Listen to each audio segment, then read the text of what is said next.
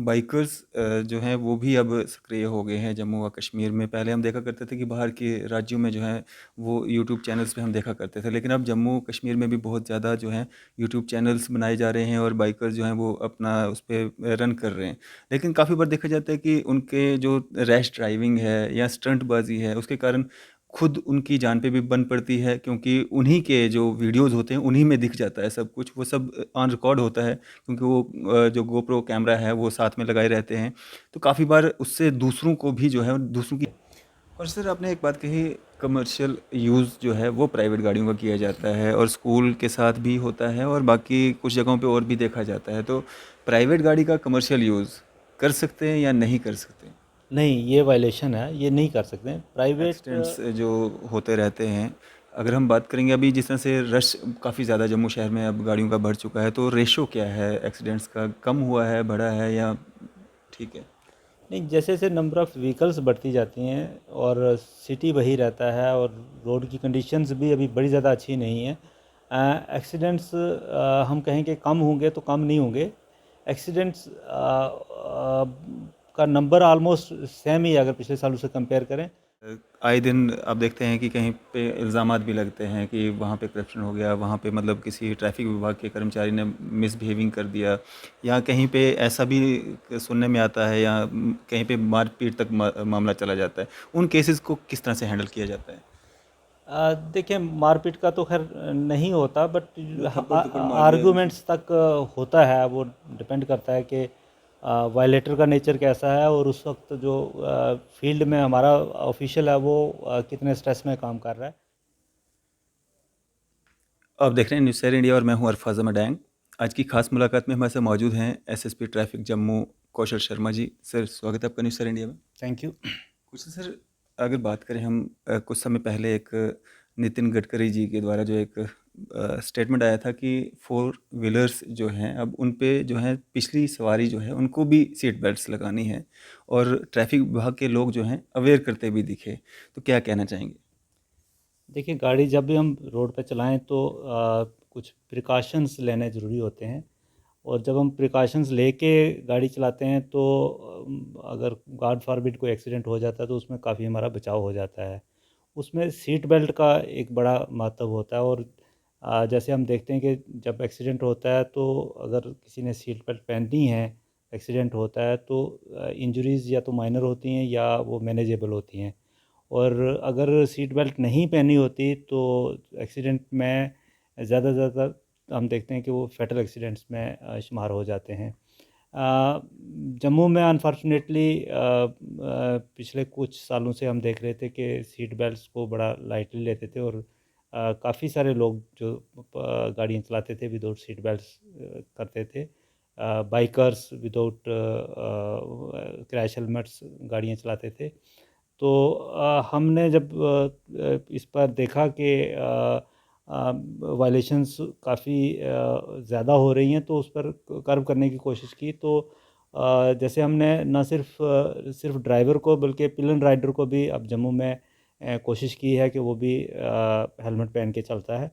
Similarly driver और driver के साथ वाली जो सीट है उस पर भी हम कोशिश करते हैं कि हम इन्फोर्स करें कि वो सीट बेल्ट पहने और लोग पहन रहे हैं।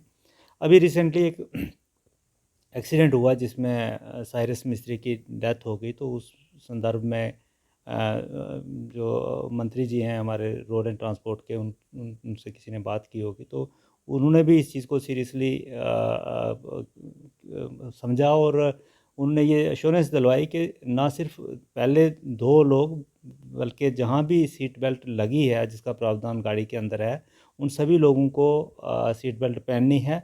और उसी के चलते उन्हीं की स्टेटमेंट के चलते हमने जम्मू में भी पिछले कुछ दिनों से ये ड्राइव चलाई थी कि अगर गाड़ी में सीट बेल्ट लगी है, चाहे वो फ्रंट पर है चाहे वो रियर सीट पर है, तो अगर सीट बेल्ट पहन के चलते हैं तो वो जो यात्री है जो गाड़ी में सवारी है उसकी सेफ्टी के लिए है। तो हम कोशिश कर रहे हैं कि लोग प्रिकॉशंस लें और जो loss of life by accidents होता है वो कोशिश करें कि वो ना हो या उसको हम मिनिमाइज़ कर पाएँ। कुछ सर बाइकर्स जो हैं वो भी अब सक्रिय हो गए हैं जम्मू व कश्मीर में। पहले हम देखा करते थे कि बाहर के राज्यों में जो है वो यूट्यूब चैनल्स पे हम देखा करते थे, लेकिन अब जम्मू कश्मीर में भी बहुत ज़्यादा जो है यूट्यूब चैनल्स बनाए जा रहे हैं और बाइकर्स जो हैं वो अपना उस पे रन कर रहे हैं। लेकिन काफ़ी बार देखा जाता है कि उनके जो रैश ड्राइविंग है या स्टंटबाजी है उसके कारण खुद उनकी जान पे भी बन पड़ती है, क्योंकि उन्हीं के जो वीडियोज़ होते हैं उन्हीं में दिख जाता है सब कुछ, वो सब ऑन रिकॉर्ड होता है, क्योंकि वो जो गोप्रो कैमरा है वो साथ में लगाए रहते हैं। तो काफ़ी बार उससे दूसरों को भी जो है दूसरों की जान पे भी बन पड़ती है। उनके के लिए किस तरह की गाइडलाइंस हैं, कैसे वो इस तरह से कर सकते हैं, रैश ड्राइविंग कर सकते हैं नेशनल हाईवेज़ पे, मेन रोडों में, सिटी के बीच में देखा जाता है? देखिए ये एक बड़ा ही डेंजरस ट्रेंड जो है वो जम्मू में देखने में आ रहा था पिछले कुछ टाइम पर, और इसमें सोशल मीडिया का ज़्यादा ही रोल रहा है, क्योंकि वो सोशल मीडिया पर जैसे आप खुद ही बोल रहे कि वीडियोस अपलोड करते हैं, फिर उसमें लाइक्स होते हैं और उस तरह का वो एक उस प्रोसेस में पड़ जाते हैं, और वो सारी चीज़ें उनको इंसाइट करती हैं ये एक्टिविटीज़ करने की। और बाइकर्स अनफॉर्चुनेटली यूथ होता है, और वो हम कहें काफ़ी हद तक नादान भी होते हैं, उनको कॉन्सिक्वेंसेस पता नहीं होते, और फास्ट ड्राइविंग या डेंजरस ड्राइविंग या इस तरह की चीज़ें करना ये तो वायलेशन मोटर व्हीकल एक्ट का है ही। देखने में आता है कि ये सिटी के बाहर जाके आइसोलेटेड जगहों पर और रात के दौरान करते हैं। जहाँ तक सोशल मीडिया से या जहाँ या किसी दूसरे माध्यम से हमारे पास न्यूज़ पहुँचती है, तो मुश्किल नहीं होता, उनका उनका नंबर हमारे पास होना चाहिए, नंबर के बेसिस पे हम उनको ट्रेस करके चलानिंग करते हैं डेंजरस ड्राइविंग में। उसके अलावा गाड़ियाँ हमने सीज़ भी की हैं। बीच में हम डिस्ट्रिक्ट पुलिस की हेल्प भी ले लेते हैं, और गाड़ियाँ सीज़ करने के बाद हम कोर्ट को भी ये रुजू करते हैं और रिक्वेस्ट करते हैं कि उनकी गाड़ियाँ आसानी से रिलीज़ ना हों। और जो गाड़ियाँ रिलीज़ होती हैं उसके बावजूद भी हमने काफ़ी केसेस में उन बच्चों को, पेरेंट्स को या गार्डियंस को बुला के समझाया है कि ये वाली चीज़ें ना की जाएँ।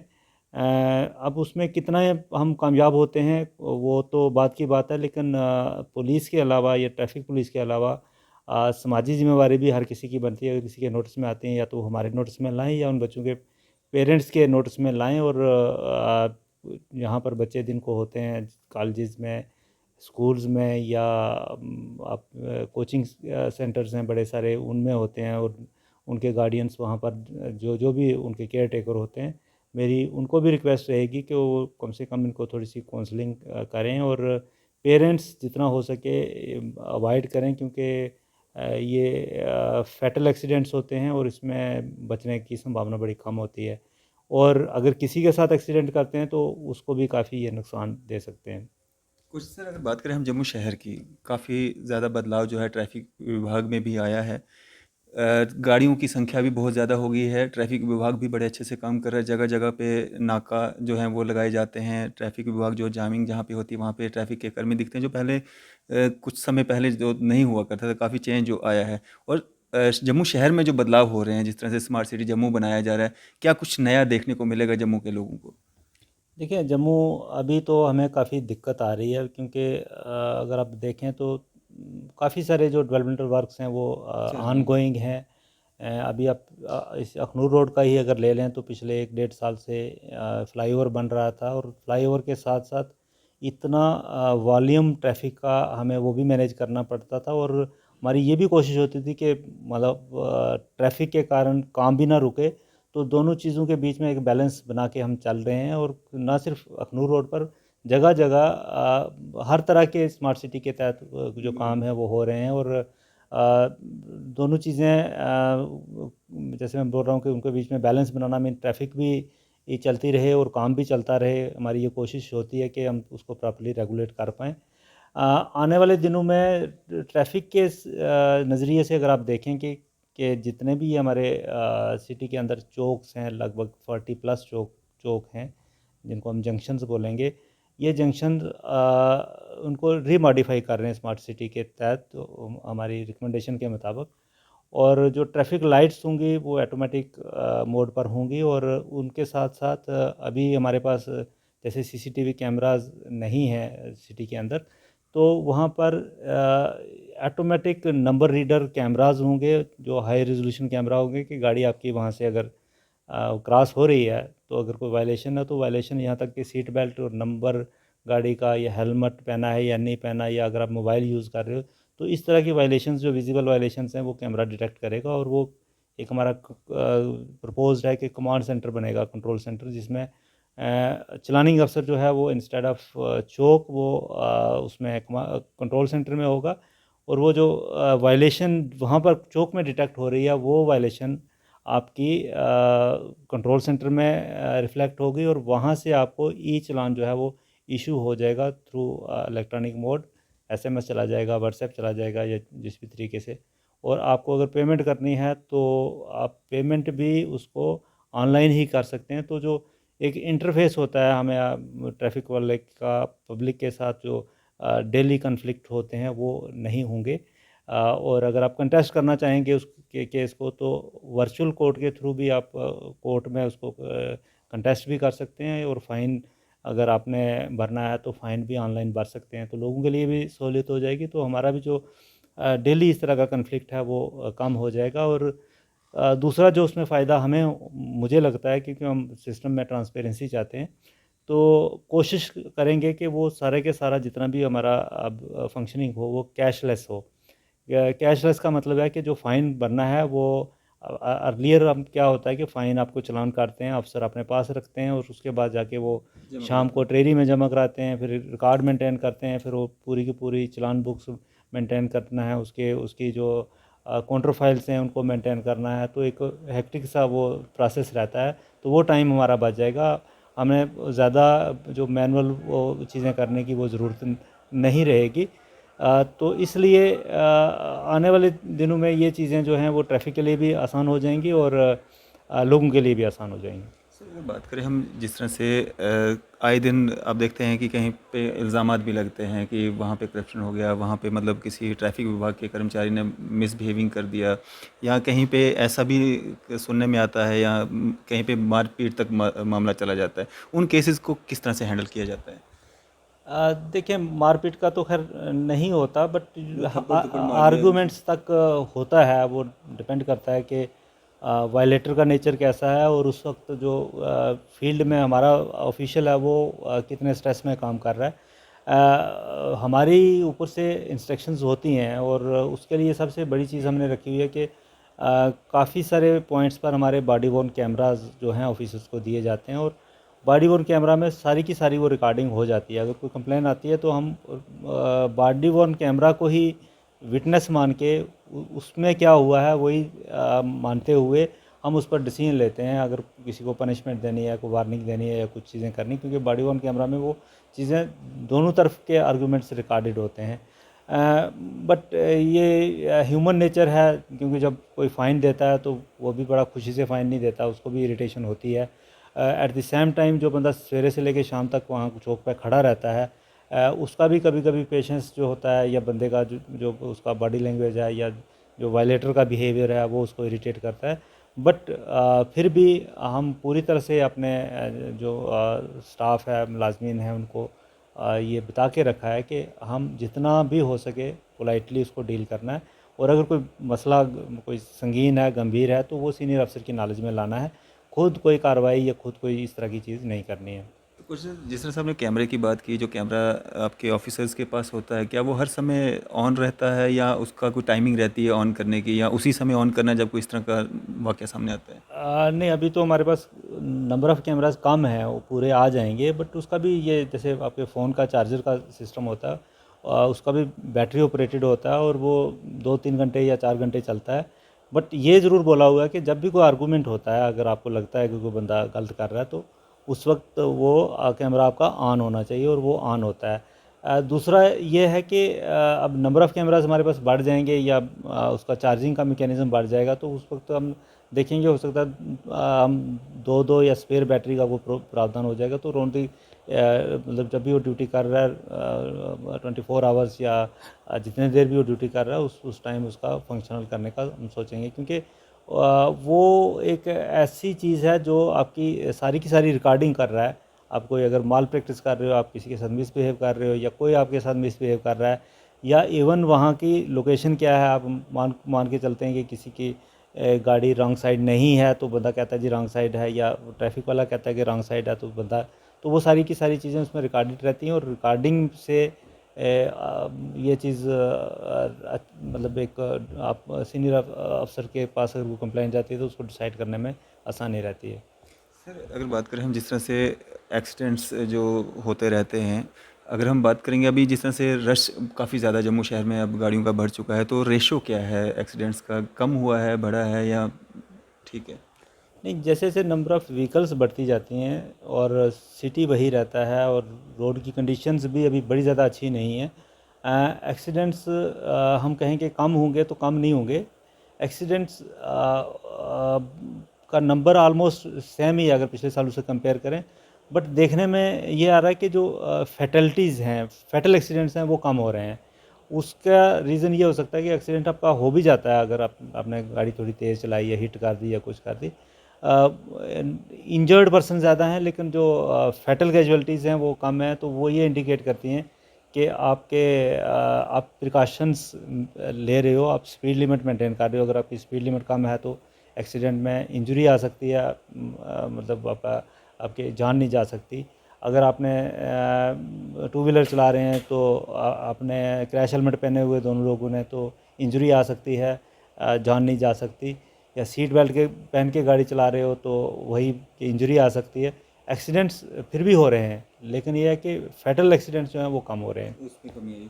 तो क्वेश्चन सर अगर बात करें हम जम्मू के जो लोग हैं, जम्मू शहर के जो लोग हैं, उनकी एक शिकायत है ट्रैफिक विभाग से कि उनकी ट्रैफिक विभाग का ध्यान जो है प्राइवेट गाड़ियों की तरफ ज़्यादा है और कमर्शियल गाड़ियों की तरफ कम है।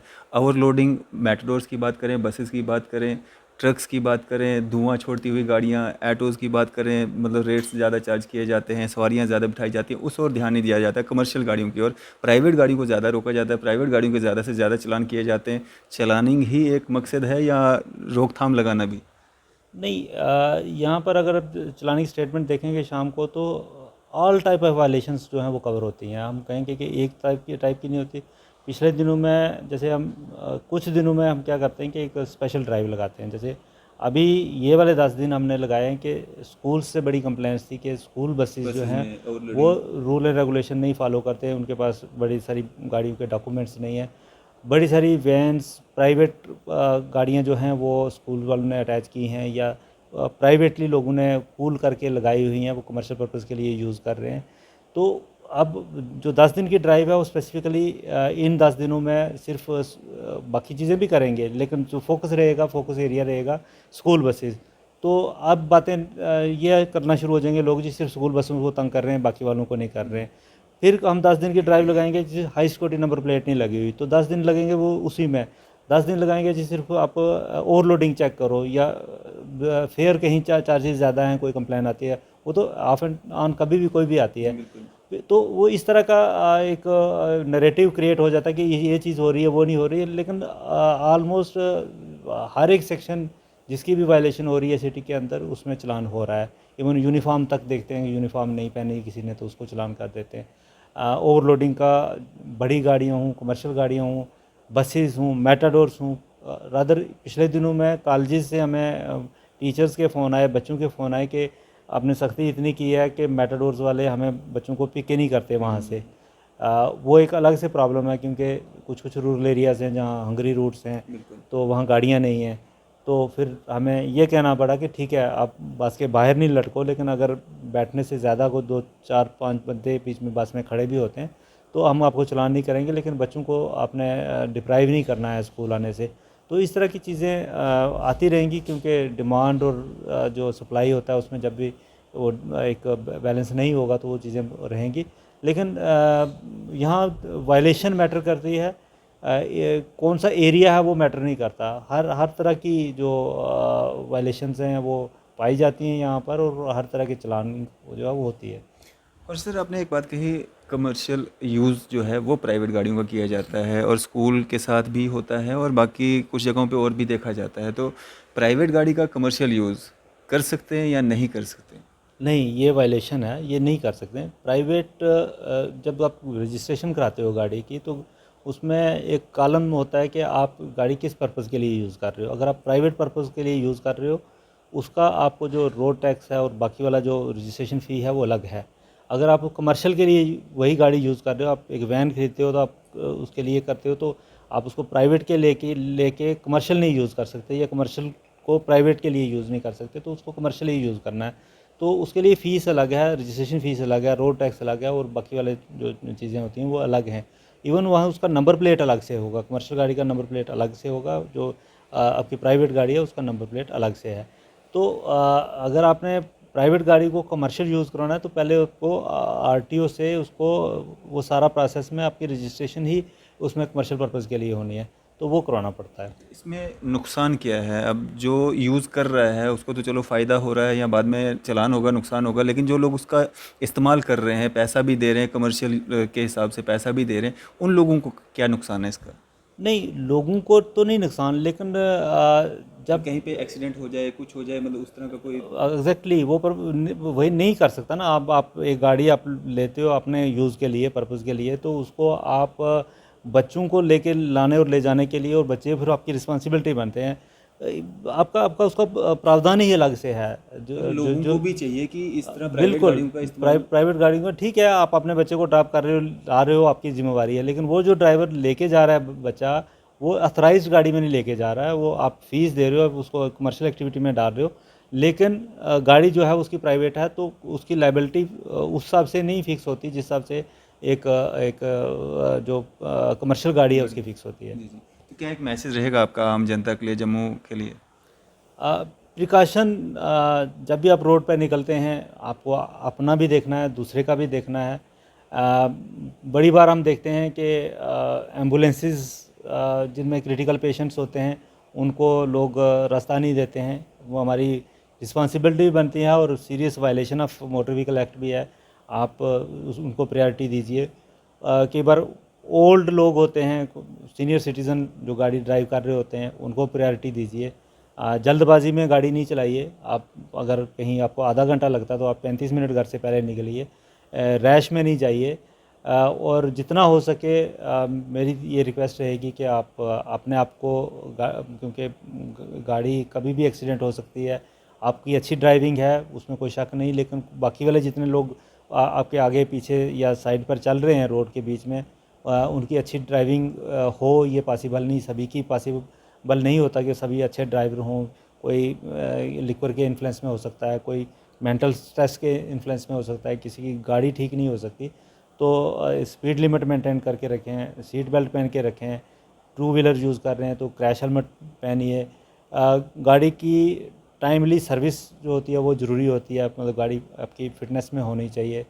कुछ गाड़ियाँ पुरानी हैं और लोग चला रहे हैं चोरी छुपे, वो नहीं चलानी चाहिए। उसको अगर मोटर व्हीकल डिपार्टमेंट अलाउ नहीं कर रहा है क्योंकि उनकी लाइफ कवर हुई है, तो वो गाड़ियाँ सिटी में नहीं चलनी चाहिए। तो ये छोटी छोटी चीज़ें हैं जो हर एक व्यक्ति को उनका उनका ध्यान रखना है, और उससे वो खुद भी सेफ़ रहें और जो बाकी रोड यूज़र हैं वो भी सेफ़ रहें। शुक्रिया सर, हमारे साथ बातचीत करने के लिए, अपना कीमती समय देने के लिए। बहुत बहुत शुक्रिया।